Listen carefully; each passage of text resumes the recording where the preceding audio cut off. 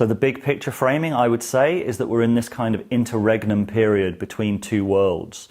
The old gatekeepers are losing their power increasingly fast. And for lots of good reasons, as I pointed out in previous films.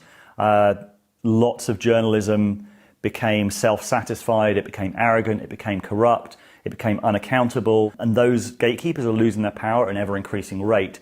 But what we don't have is, you can imagine there might be some kind of decentralized, networked way of coming to truth, democratic way of coming to truth that could emerge on the other side.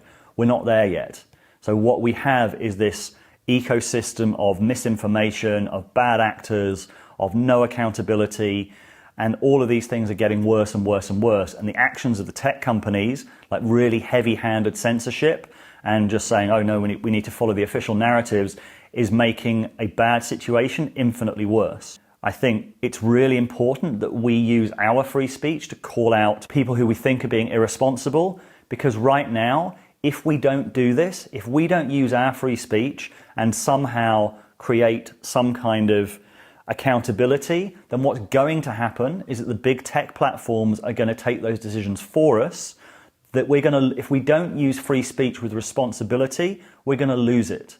That's what I fear happening right now, because we all know there's a huge bias towards free speech absolutism on YouTube. I get it. I get where that comes from, but it's naive, because we all know that free speech does not include shouting fire in a crowded theatre. It's quite an outdated analogy nowadays, but the idea, if you shout fire in a crowded theatre, you start a stampede, people get injured. So we all know there are responsibilities in free speech. We know that in our relationships. Free speech is nested within ethical framework. And so what we are finding is that we're at the mercy of the individual ethical decisions of each of the curators themselves. And some curators have more power than others. And so this is a moral dilemma that no one really knows the answer to, and a lot of people are grappling with right now. All of these questions need to be raised, and how this is supposed to happen and used to happen in a functioning media ecosystem is that someone would do their research, they would go into an interview with someone, and you would interview someone and you would put those questions. They would then potentially go on to another show. That person would do their job as well. They would watch all the previous interviews with that person. They'd find out what questions they've been asked, what questions they haven't been asked, what questions they gave really good answers to, what they didn't give good answers to. And then you'd have this process of weeding out people with truth, and though the people who were bluffing or who were just not trustable would be weeded out. This is not happening right now. But these are rules of engagement that have evolved over many, many years, probably centuries. I mean, the basic values of functioning journalism is that you strive for accuracy, you try and make sure that you get both sides of the story, or at least allow people to respond.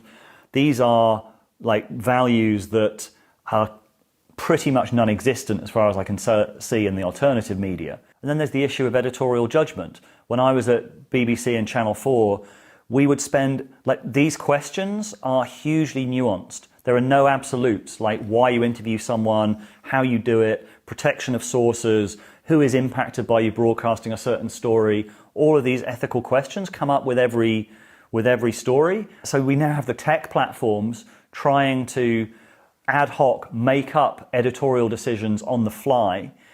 And I just don't see how they are going to be able to do this. I don't want them to be able to turn around and say, sorry, he's off limits.